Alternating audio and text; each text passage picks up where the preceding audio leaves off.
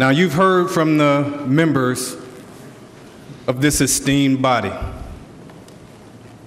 You see the passion that they possess, not only for their districts, but for this city. And it is an absolute honor to be sitting here as their and your newly elected President of this Common Council.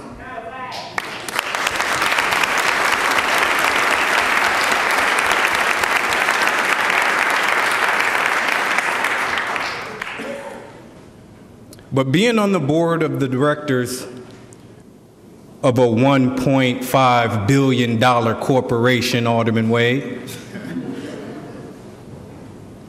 is no easy task. And it feels good to be in the room. I'm glad we've had an opportunity to get to know one another. Because the heavy lift of actually doing this work, it's not easy. And as one of my brothers on the council always says, on the other side of every yes, it's a no. And on the other side of every no, there's a person that was begging you to say yes.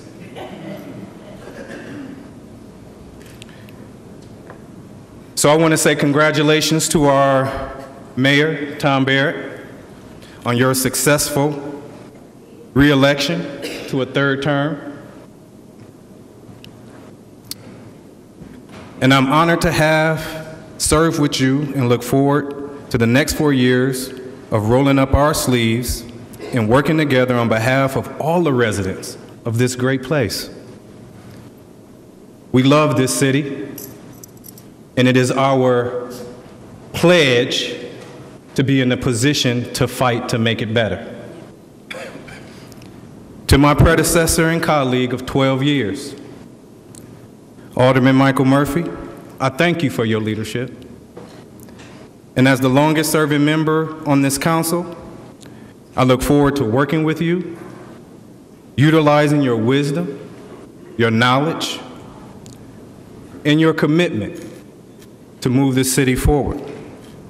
So I want to say congratulations to you as well. I am also extremely honored to stand before you as the 4th African-American man to hold this position in the history of this council.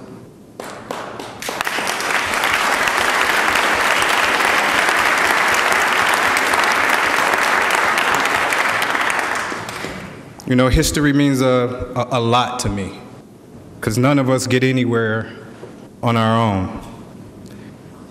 But Alderman Ben Johnson, I want to thank him for unlocking the door. I want to thank Alderman, Mayor, mentor, friend, father figure, constituent, Marvin Pratt.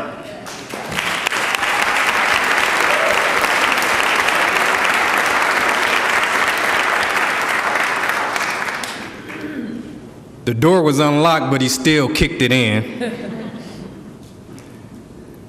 And I want to thank Alderman Willie Hines. His form of leadership was a style of building bridges. And that's what he did once he walked through that door. He attempted to build bridges. So coming behind the men, I am honored to walk in your footsteps. I recognize that the responsibility that you carried was a heavy one, and look forward to the challenge. So I salute all of you for blazing the trail and enabling me and all of my colleagues to continue to work to build towards a bigger and brighter future for this city. I want to thank all of you who spoke on this platform earlier. You represent the wonderful diversity that this city has to offer. This is a beautiful city.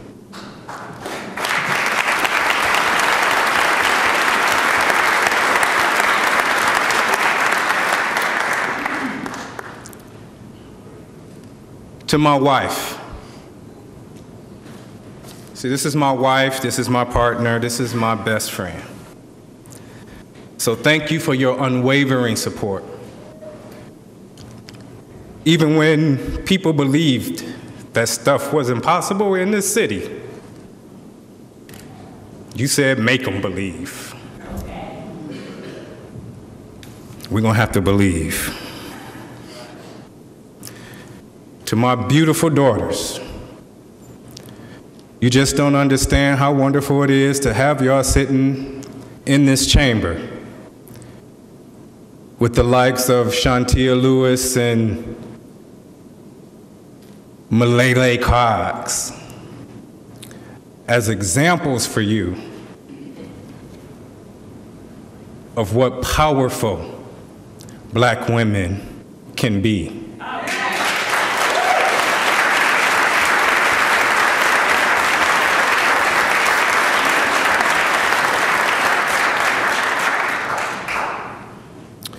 You definitely are my greatest gifts. You make me laugh. You keep me hip. That's not cool? You keep me fresh. They saying stop. But you also keep me humble. And you remind me of why the work that we do in this city is so important. You have to inherit something better that was given to us. To our Lisa. All right, like Alderman Stamper, I don't know what to call her. Our legislative assistant would be too small. But I need to thank you for your unquestionable loyalty, unshakable dedication to the residents of the First, but also to me personally. I know I got somebody that's watching my back.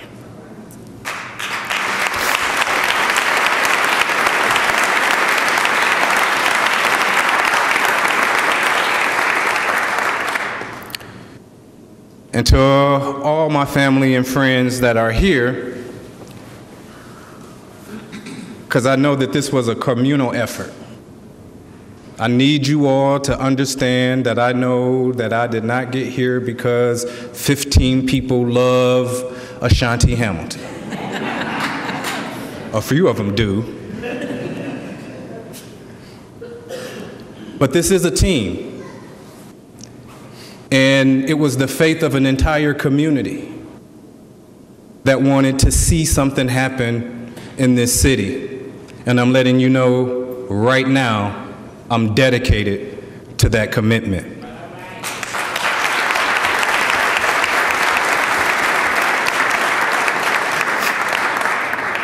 We have a number of residents here from the Fighting Fabulous First. Look, they're all across the room. Some of them here are sitting over here with Alderman Stamper. Mavis, she's one of mine too. And we have Letha and Crystal, they're in here somewhere, and we have Mr. and Mrs. Davis, they're sitting in the back. You know, Mr. Davis is brothers to Alderman Joe Davis, but he's gonna let you know right now that he's an independent man and he's running his block watch over on Villard, and he's the mayor of that area over there. So he didn't lose his election, Mayor Barrett.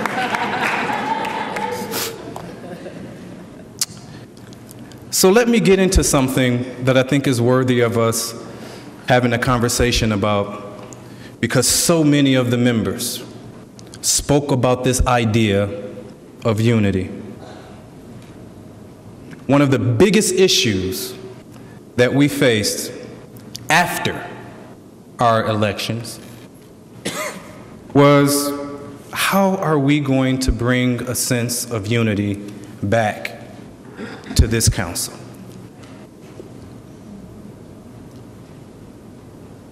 It should be no secret to any of you sitting on this floor, this is a divided body. We're not trying to stay that way.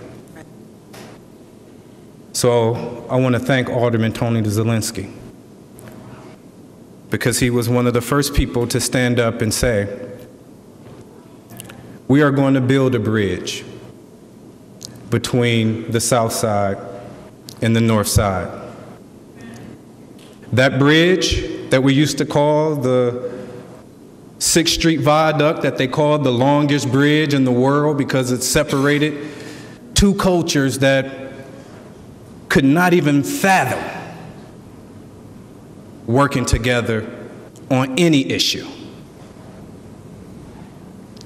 That bridge doesn't have to be that long. Too many things that we have in front of us right now that we agree upon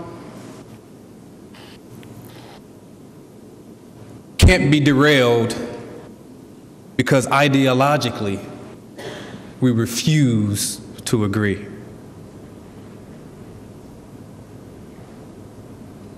We can't hang our city in the balance over ideological differences. So that unity, Senator Taylor, begins with you, right? She likes to use those words and letters. For most of us, we're looking for those we disagree with to change their minds and come over to our side. They need to see the light. We expect everyone we dislike to see the error of their ways because we, through our education, through our affiliations, through our associations, and through our ideology, somehow have the monopoly on righteousness and fairness. When the truth is, not a single one of us are innocent. And the best of us will be those who are willing to take that first step. Those who are willing to extend the hand before pointing the finger. Willing to seek improvements in themselves, even as you encourage others to reach for their higher self. So today is a new day. Today we officially put to rest the election season, and we commit ourselves to the difficult and sometimes messy process of governing. So I ask every council member to join me in rejecting the politics of division and embrace the fresh start to look to ways to unite this council and proceed in uniting this city.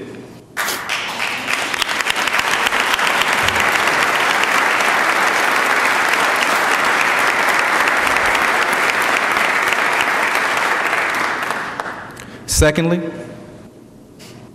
we've been elected to pull a city into the future. Now, we recognize that we have beautiful lakefronts and beaches. We have buildings with stunning architecture. And we have diverse cultures celebrating festivities year-round. This is a special place. We have been fiscally sound. This is a responsible body, fiscally. It's not conservative. It's not liberal. This is a nonpartisan body, and we have been responsible in our fiscal health. I want to thank Alderman Murphy for that.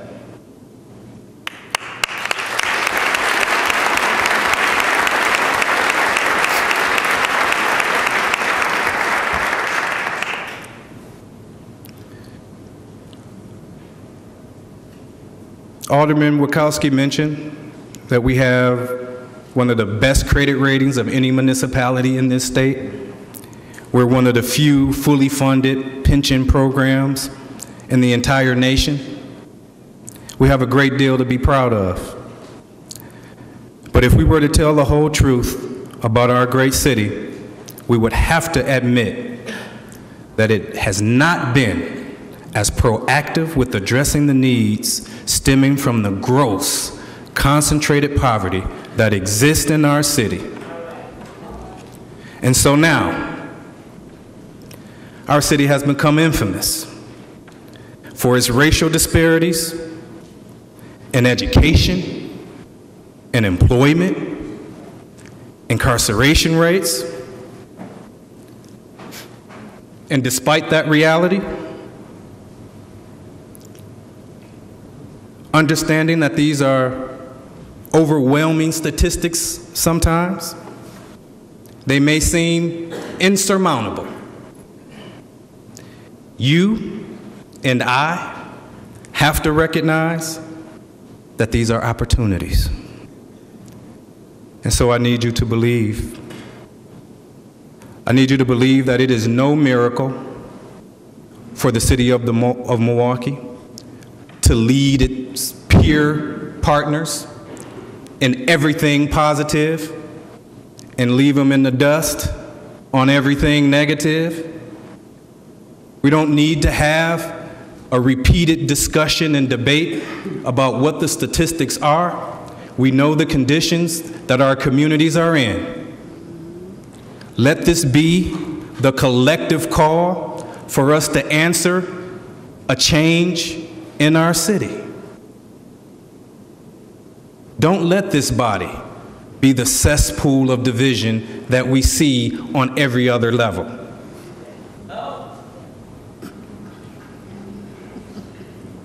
And if you see others reaching out,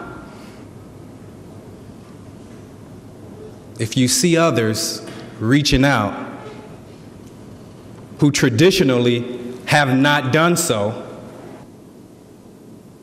maybe it's time for you to do the same.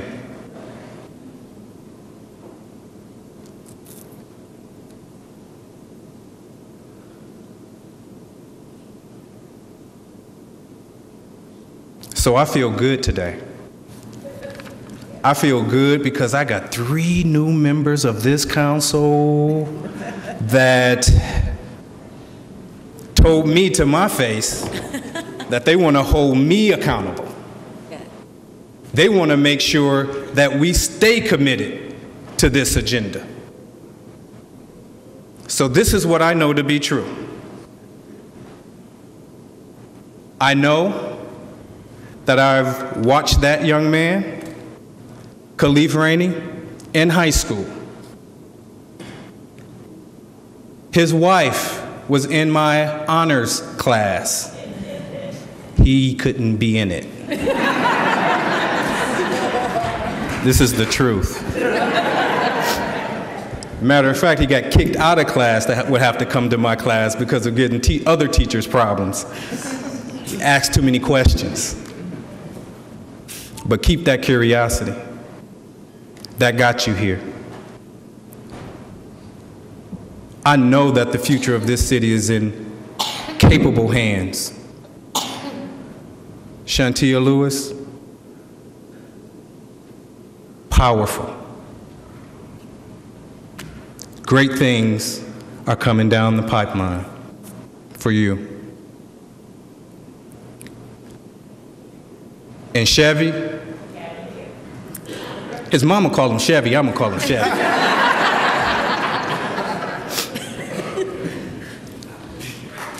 You are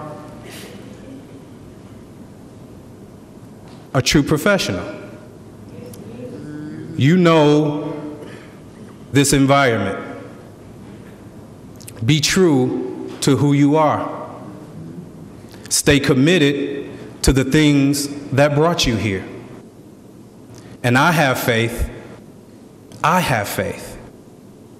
that the future is well represented by you 3.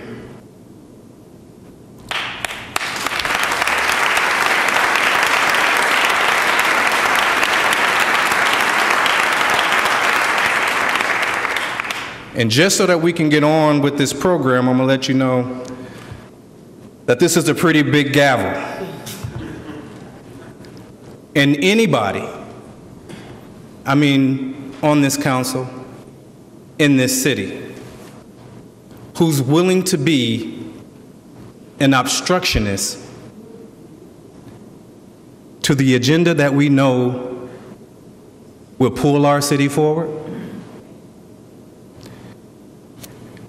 because of Russ Stamper. I know y'all heard him, right? Did y'all hear Mark Borkowski? Did he seem scared of anybody?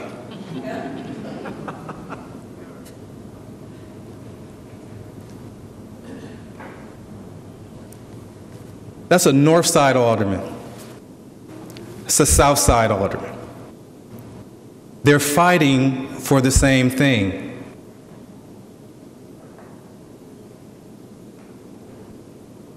If you want to be an obstructionist to the agenda to pull this city forward,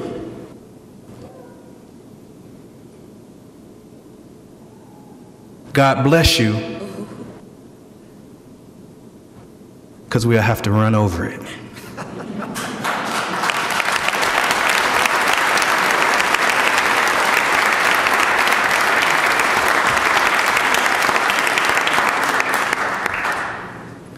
And I'm still the nice guy.